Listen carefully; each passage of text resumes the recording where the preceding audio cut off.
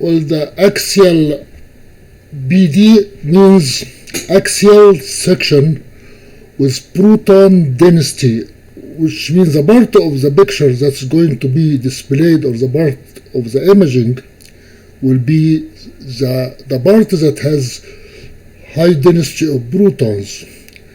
And axial, we are going to see what does axial means. We're going to deal with axial, coronal, sagittal, and so on. From the image, you are going to know what axial means. That is the left hand, and that is the thumb, the left thumb, and that is the right thumb. As you see, you are in the hand now, we are not in the metacarpal part. And that will be the index, the middle finger, the ring, and the little finger metacarpal bones. And that will be on the right side. And as you can tell from those are the ligaments or the tendons in the middle of the hand that are flexors, and those are the tendons on the dorsum of the hand. These are extensors. Those are the tensors, and that is the front of the hand from here. And you can tell this bulk will be the bulk under the thumb. That is the thinner muscle, and this bulk under the little finger, that is the thinner minor. The same thing. Here is the thinner muscle, here is the thinner minor. So we go to the next. What do you get from this image? We are not interested in that part now. We are going now to focus on this angle. This is your right. This is an X-ray. This is not my angle. We are focusing on this portion. This is a normal X-ray hand. It is not my hand. This is the portion that we are focusing on. It is the leonate. This is the left hand, and this is the scaphoid bone. That is the leonate, and that is the scaphoid bone. On the top of both of them, that is the capitate here, and that is the capitate here. And then you have the hamate on the outside under the little finger, and you have the hamate under the little finger. And then the triquetrum is on the ulna. This is the ulna. This is the radius, and this is the ulna, and this is the radius. The bisiform or bisiform is the small bone on the outside above the ulna, as you can see both sides. So we are now going to move to the next image. We are still, this is the right hand. We moved proximally. Proximally means we took the section at that portion,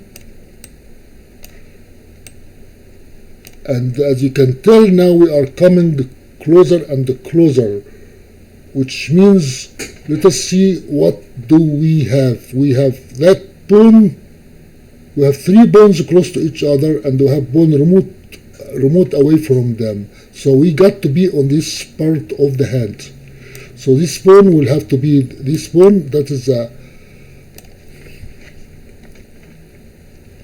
thumb, the metacarpal of the thumb, and these have to be this bone, the head of the index, and this is the head of the middle finger, and this is the head of the ring, and this is the head of the little finger.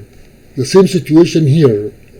This is the thumb, and this is, well, let us now roll the video to see a comparison.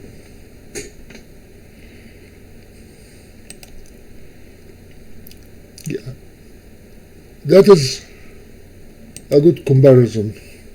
This is the metacarpus of the metacarpal head of the second, or the index. This is the metacarpal for the second, this is the metacarpal for the third, and this is the little finger, and this is the the thumb. We are still we don't have any interesting observation here, or you can say we have some damage here, arthritis here, we have some damage here, and this is the right hand, and we might have some damage here or inflammation, and we have some inflammation here and some inflammation here and here, and the thumb is always a problem. This is the thumb.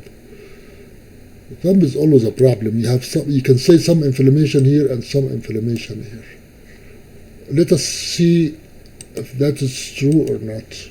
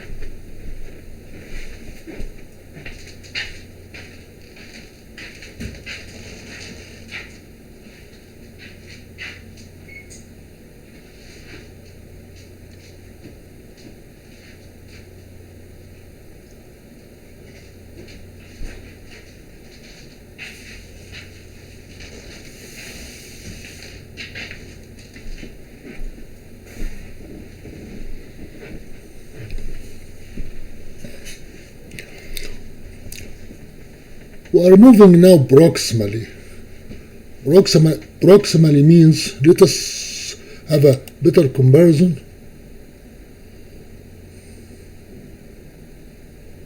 We can stop here. There is a comparison here. Where are we now?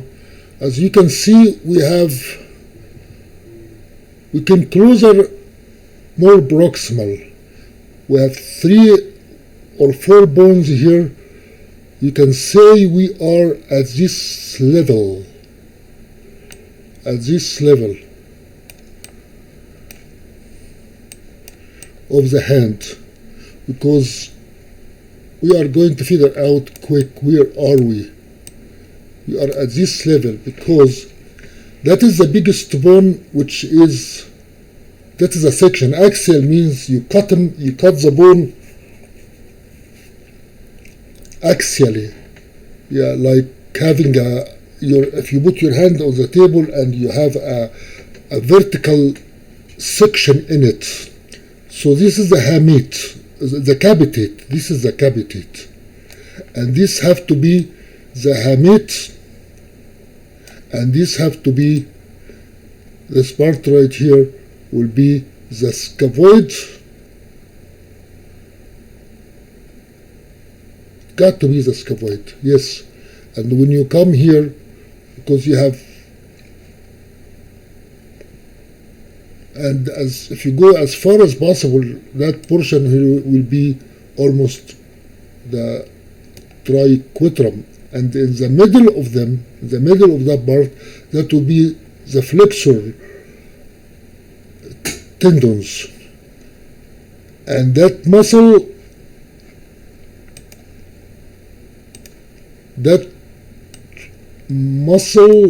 and that muscle will be, if we take the section here, that should be the thinner muscle right here, and that is the thinner muscle right on this.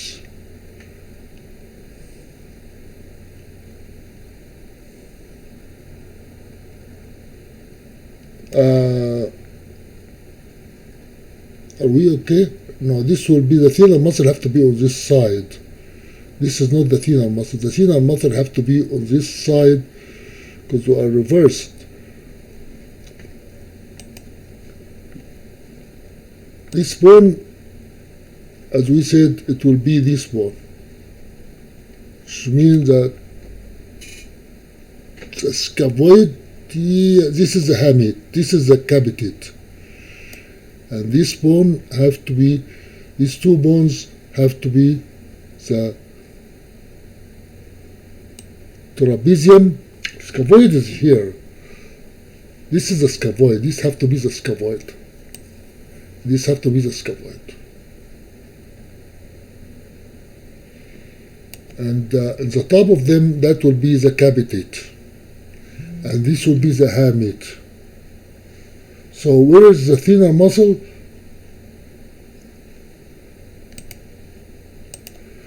That is the thinner muscle from under the. This is the thinner muscles under the thumb. So what is that part on the outside? That is the thinner minor muscle. This is the thinner minor muscle here outside. Where are we now? We have 3 bones on the top, and we almost are at this joint, in this portion, on this portion, which means that will be the scaphoid riding on the capitate. Next to the capitate will be the triquetrum,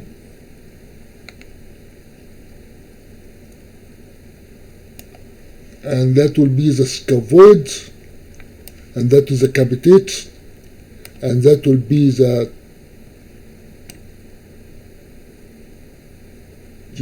would that be it? Yeah, that will be the triquetrum of this part. What are we looking for? We are looking for what is wrong with the scaphoid.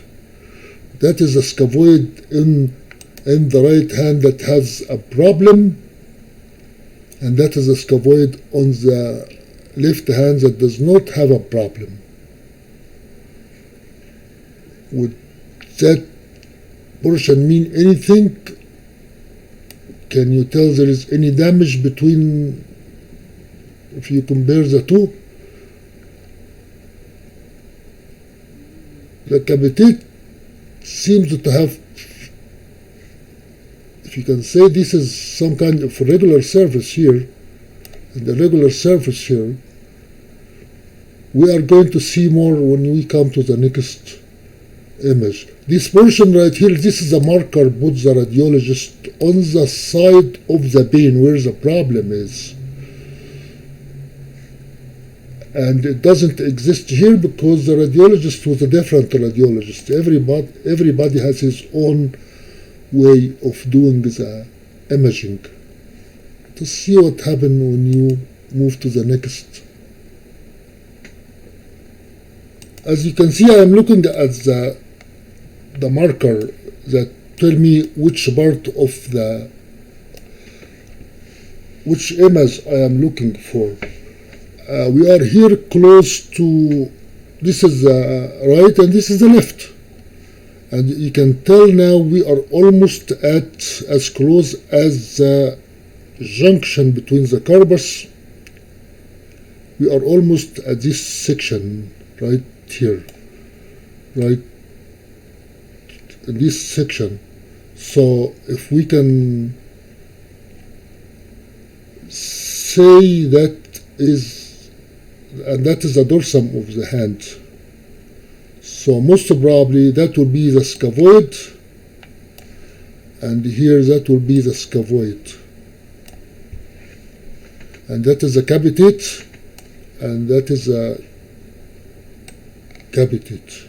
This will be the triquetrum, and we have a problem. Where is the leonate? The leonate is right here. Would that be the leonate? We figure out very soon when we come to the next. Of course, I'm not a radiologist, so I'm doing my best to understand my own MRI.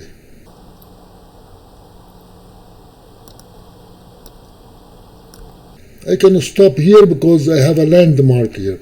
This is the marker that the radiologist put at the side of the wrist where the vein is.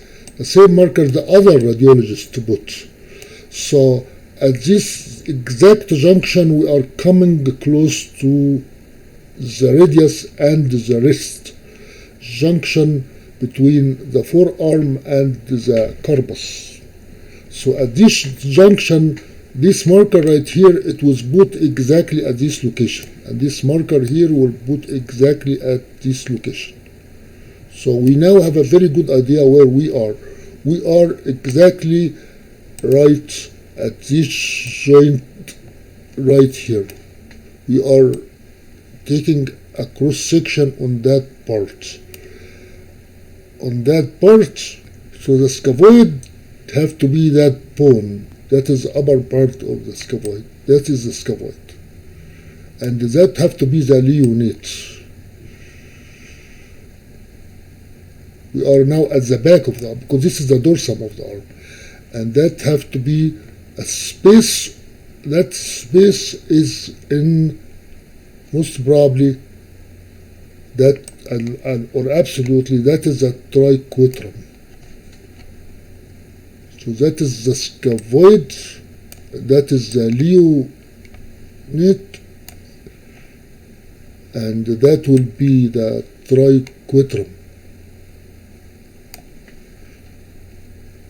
Can that make sense? It seems like it makes a lot of sense, because here is a problem.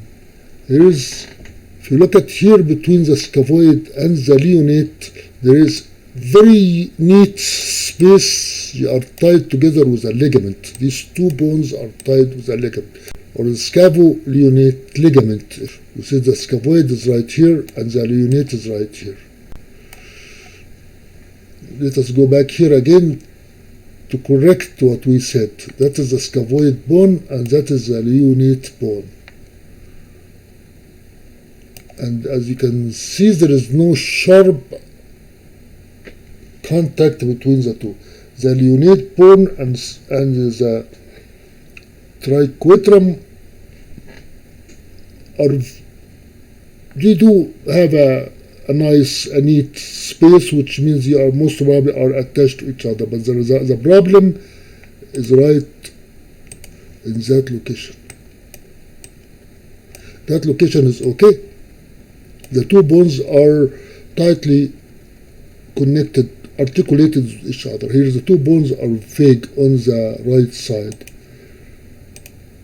Let's go to the next image and see what will happen when we come proximally.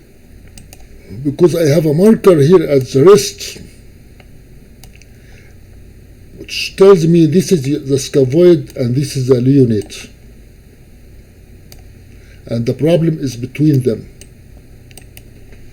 Now we came to the wrist.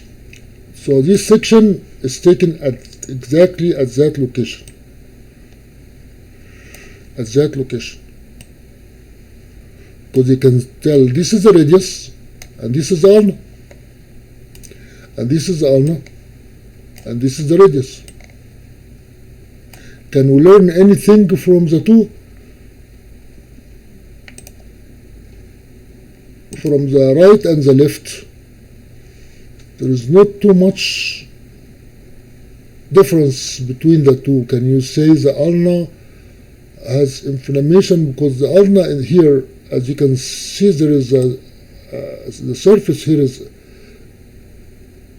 not a flat surface. The surface here is not a flat surface. So this is the ulna. That portion right here is that portion right here. And that portion right here is that portion right here. So we cannot learn a lot from this image. Now, this section is taking away from the wrist at this part, under the wrist joint, and this would be the ulna, and this would be the radius, and this is the radius, and this is the ulna on the left side, and those are the muscles of the forearm. Those are the muscles in the front, because this is the dorsum right here. This is the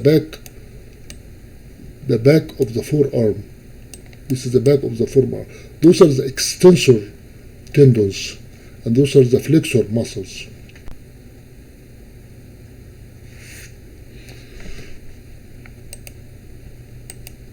Now we go to the axial T2, which means the exposure is longer. F means the fast for the right and the left. So the axial have to be like the previous axial cross sections with a different exposure time. Like we have seen before, this is the metacarpus of the thumb, metacarpus 1 for the right, and this is for the left. And this is the second metacarpal bone, and this is the left side. And this is the middle finger metacarpal, and this is the middle finger. And that will be the thinner muscle in front of the thumb, and that is the thinner muscle on the left side. And that is the hypothenar, and that is the hypothenar. And those are the ligaments, the flexors, and the back of the hand are the extensors. The difference between the T2 and the T1 is the exposure time. It might make a difference between the soft tissues and the bones and ligaments.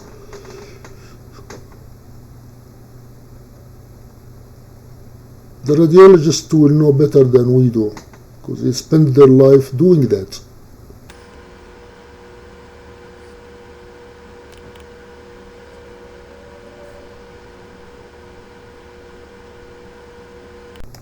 That is the part I am trying to learn from. What section we have, as you can tell, we have we have a marker here. That is a marker that the radiologist would, and there is a marker here. So we are exactly at that critical location. That is the location we are interested in, or above it. So you can say we are at this portion right here. And we can tell this the scaphoid bone is that bone right here. And that bone is the leonate bone. And that bone will be the triquetrum bone. Triquetrum. That is the scaphoid, that is the leonate, and that is the triquetrum. And what we need from here that might be very interesting, you can tell here is the leonate surrounded by very clear border. Here is the leonate is not. Does that mean we have a tear here or this location? We still try to figure that out. You can only think that you can learn here, there is a difference between that leonate on the right and that leonate on the left.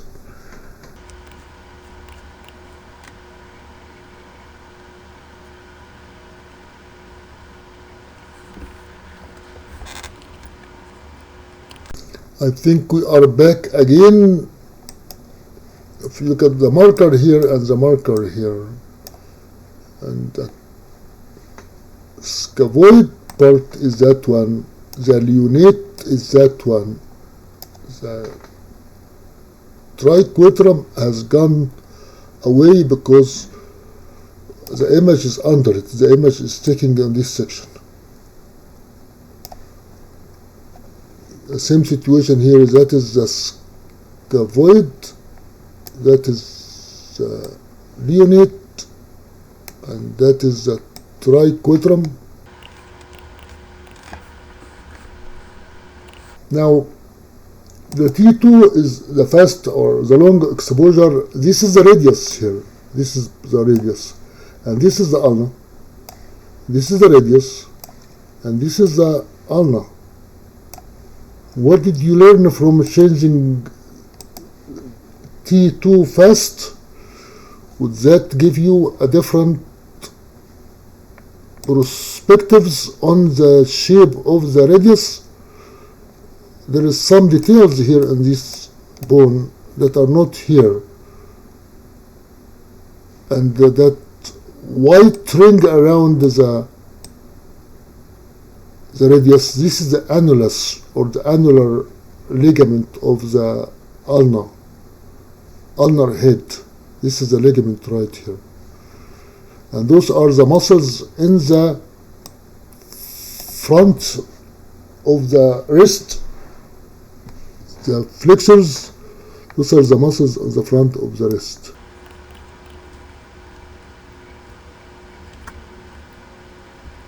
Now we are taking a section in the under the wrist, or I mean proximal to the wrist. This is the section taken right here. Because this is your ulna, and this is the radius. This is the ulna, and this is the radius. So this is the forearm, not the wrist. Now we are dealing with the coronal GRE of right hand. That is, GRE means gradient recalled echo.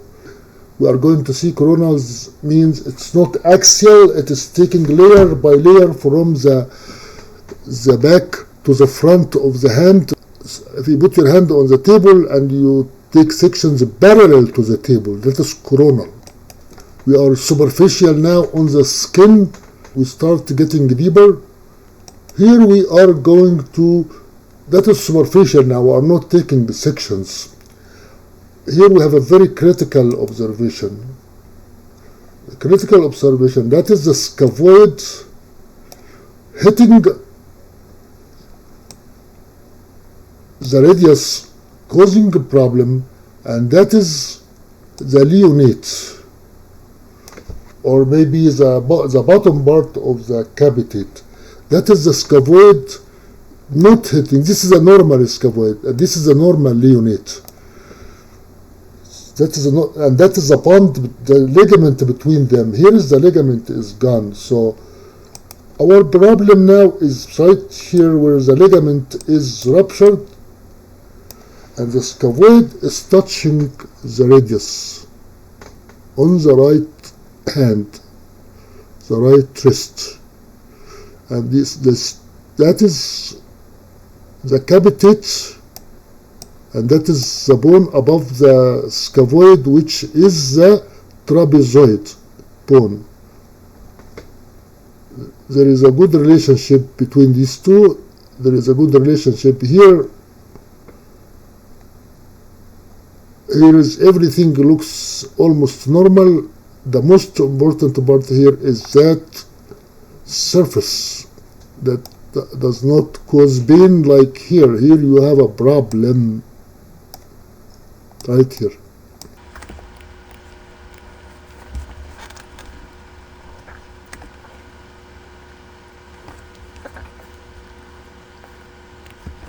Now we have more information. This is the head of the radius. This part right here is this portion right here, and this ulna is right here. Same situation here. This is the radius right here, and this is the ulna right here. So what is the problem? The problem is that the leonate, as you can see, is slight. Let us compare. This is the leonate bone, and this is the leonate bone. Clean the screen. This is the leonate bone on the right. This is the leonate bone on the left. The leonate bone on the right is migrating to this side, close to the ulna. Here you can say the leonate is tightly connected to the scaphoid. There is a neat space between them. Here there is that space doesn't exist. What is here? Here is a problem. The scaphoid is twisted away. This is the scaphoid. This is the scaphoid on the right. This is the scaphoid on the left. That scaphoid needs to come back here and to sit close to the leonate. We having a problem here. The problem, that is the way it's supposed to be. The scaphoid is supposed to be sitting next to the leonate tightly together. Scaphoid and the leonate is supposed to be tied together. Here they are not tied together.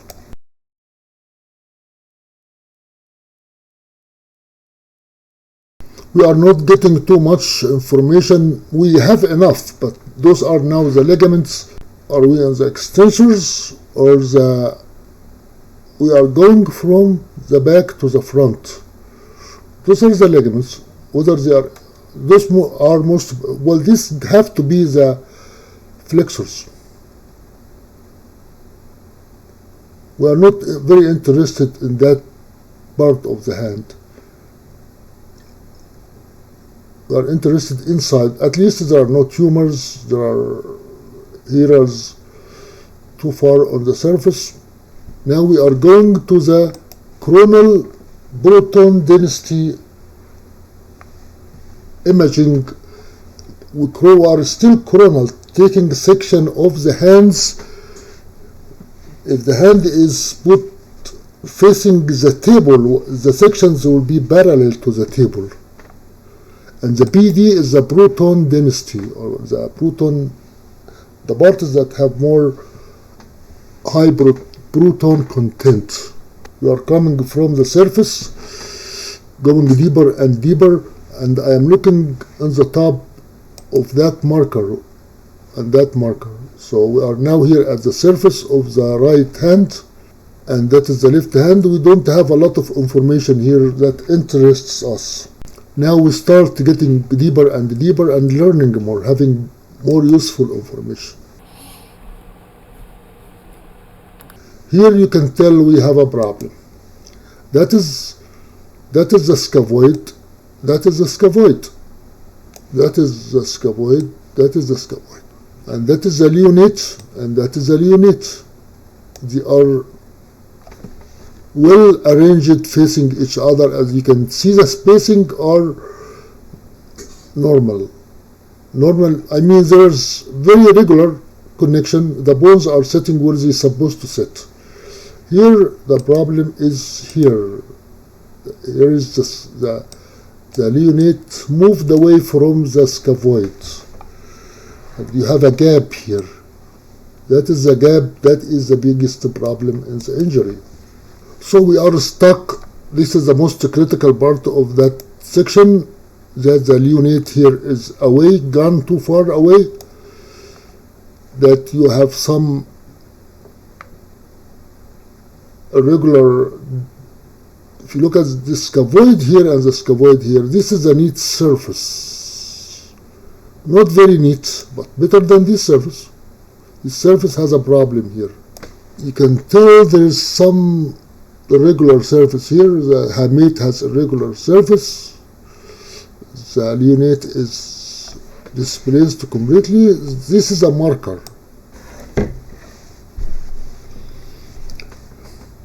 Now this is a very decisive figure where the leonate shifted away from its place towards the ulna. You can tell this is the ulna right here. The leonate is shifted. Here the leonate is sitting tight on the radius and sitting tight with the scaphoid. Here the scaphoid is twisted and there is a gap between the leonate and the scaphoid. This is the radius head. This portion right here is this portion right here.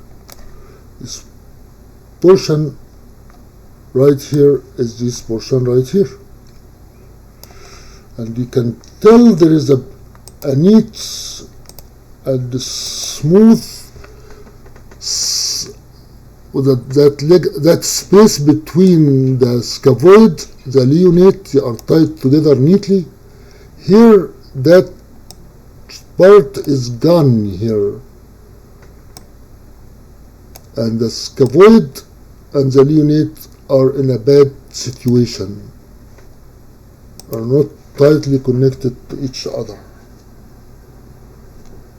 So your damage is right in that location. And this is a marker that the doctor did, and this is a marker the doctor did on the other. Both hand and right and left are done by different radiologists or technicians. Why is the leonate not tightly? This is a leonate, and this is the capitate. As you can say, you can tell here they are not connected tightly to each other. We are going back and forth, trying to make sense of the arrangement. We are almost back to the same situation. You can see there is a neat relationship of the spaces between the bones here. Everything here sits tightly on the left hand. This is the left hand. All the bones are tied to each other. Here on the right hand we have a problem. Here everything here doesn't look good. Here everything doesn't look good. So you need to get this bone and this bone fused, or you fix the hand for some time hoping they will come back. How do you want to get this kind of neat, tight articulation of the bones of the hand? One, that's two, that is three, that is little, the pisiform, it is right here. At least you have three here, you have three on the top, that is six, and you have two on this side right here. You have two on this side. But the most important thing is the regular space between the bones that tells you the ligaments are intact. Here the ligaments are not intact on the right side. We are now going to the surface away from the interior of the corpus.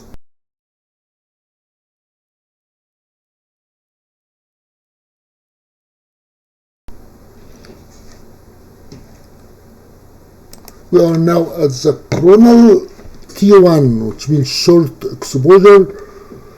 Let us see if that will give us more information. Now we have better, not yet. Let us move any further. We can see on the right side, this is the scaphoid. And that is the leonate. Here is the scaphoid, and here is the leonate. If we move a little bit further inside, we might get a better. So far, you cannot tell too much, other than on this hand, the scaphoid doesn't look like. Here the scaphoid looks like neatly facing us, like that situation, the normal way. But here the scaphoid looks like it is running away from us. That is the way it's supposed to be. This is a critical image. This is a radius on the right, this is a radius on the left. This is our problem here. There is a very hopeful situation. They don't look very badly separated, but there is a separation right here between the leonate and the scaphoid. This is the leonate, and this is the scaphoid. There is a separation between the two. This is our problem right here. It doesn't look very bad on this picture. You can hope it will come back to normal. Here is where it's supposed to be normal. This is the normal. This is not normal. The gap between, that's the scaphoid and the leonate. Here is the leonate sitting on the radius. Here is the leonate is running away from the radius. to the outside. The other problem you can notice is that you cannot notice much the damage to the bones. Or this is damage here. You have some, that's inflammation in the metacarpal joint. You can tell there are osteophytes here. Well, this is a critical part of the imagery. We're now going to the surface, to the tendons.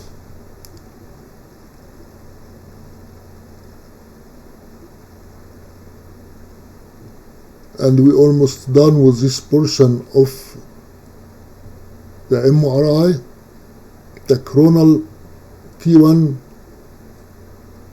section. Here is the thenar muscle, the front of the hand, in front of the thumb. That is the thenar muscle, and that is the hypothenar muscle in front of the hand. There is not much information here that is interesting to the injuries that we have. We need to stop here before we go any further. The left hand looks okay. The spacing between the bones looks okay. Very organized, very tight. They are moving together with little problems. There is a problem here, osteophyte. You can say there is damage here. You can say there is damage here. You can say there is damage here. But on the right side, you can still hope that things will be okay if you give the hand some rest and allow scars to develop. But the surgeon and everybody tells you it is not going to happen. You are just having a false hope. That space is okay, that space is okay, that space is okay. That space is not okay. The separation is here. This portion right here. If you keep it, if you try to keep medical and therapeutic treatment than using surgery, can you fill this gap? Can you bring these bones together? The scaphoid have a ligament number 1 here. It has a ligament number 2 with the triquetrum. It has a ligament number 3 with the capitate.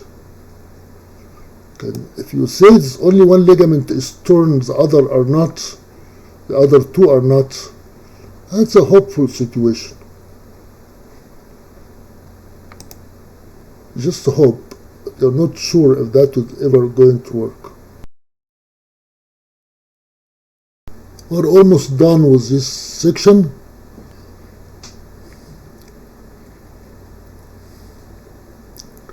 Now we are the coronal T2, which means the exposure is different. Longer T2 means longer exposure, and the F, I think, means fast. You are not talking to a radiologist. You are talking to a person who is trying to understand his own MRI. We are still in the coronal section with different exposure time. Let us see what do we learn. We learn it from here. Here is the scaphoid, and here is the scaphoid on the left. The scaphoid here, as you see, it has a very neat surrounding, but at that point with the lunate, this is the lunate bone is right here. This is the lunate bone is right here. Compare the two sides, right and left. The scaphoid here is surrounded and tightly linked together with the lunate in one block, and that is the space between them. Here is the scaphoid, but the lunate is too far from it. So you have a space between them. This is our problem. What else can you learn? Maybe a doctor would look at this tendinity, consider that inflammation, because a place here inside the bone that is not in the contour of the bone, where here the bone is nicely surrounded with nothing inside it. So you can say here the capitate is damaged somehow, and the leonate here is not attached to the scaphoid where it's supposed to be. And what is the problem with the first metacarpal joint? You can say there is some inflammation here at the joint. This is the thumb. The thumb is right here. So that inflammation is right in this portion right here. And that thumb here has a problem also right here.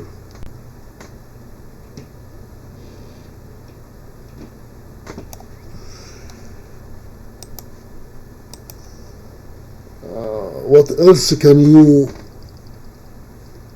learn from this image? There is a difference between the white echoes in this picture and that picture.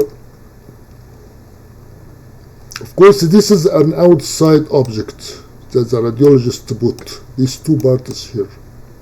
This is where the pain was maximal. And as you can tell, the scaphoid here is hitting the radius. The scaphoid here is not. How is that? Here is the scaphoid, here is the surface. It comes this way, it comes that way. Here is the surface of the scaphoid. It's smoothly, it is leaving the radius alone, so it does not hit. Here is the hit, the collision or the impact of the scaphoid hitting the radius here, causing pain. Here the scaphoid is not.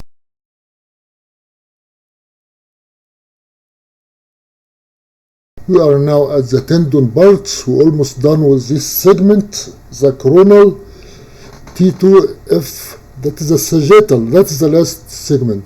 Sagittal T2. Sagittal means taking it.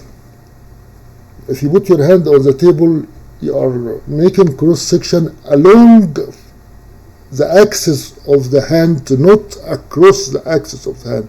So most probably you are not going to learn a lot from here. There is not much here you can take. Let us see what we can learn. We can stop here. This is the thinner muscle. This is the front of the hand, and this is the back of the hand, and this is the wrist joint. This is the front of the left hand, and this is the back, and this is the radius bone. In the left hand, so this section is taking exactly in that location. This section is taking in that location, and this section is taking also in that location. So this is the radius, and this is the triquetrum, and this is the trapezius. Let us see if that is correct or not. Let us just figure out whether the section is taking this side or the other side of the thumb. Here is the radius, and here is an articulation on the radius, which means this bone have to be the scaphoid. Therefore, that section have to be taken here.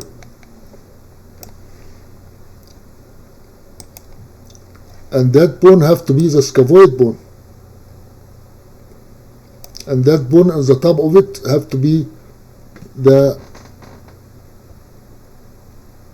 trapezoid bone. And then that portion here have to be that going higher in the hand, whether the metacarpal or the other. But that have to be, let us clean the image, because that is the most interesting part, because this is the scaphoid. There is a space between the radius and the scaphoid. So when we keep moving, I think we are going to keep taking sections. We are going from this direction. And here we are going to take section here and going on that direction. That should give us some good information, because that is the radius and that is the radius. That is the right and that is the left. That is the scaphoid and that is the scaphoid. And we don't need the rest of them. All we needed to know what is the relationship between the two bones and whether the ligaments are intact or not. So if we are now at this, we came from this side, we are at this spot. We are going this way. And here we are at this spot, we are going this way. When we come to the lunate, we are going to figure out if it is sitting there or not.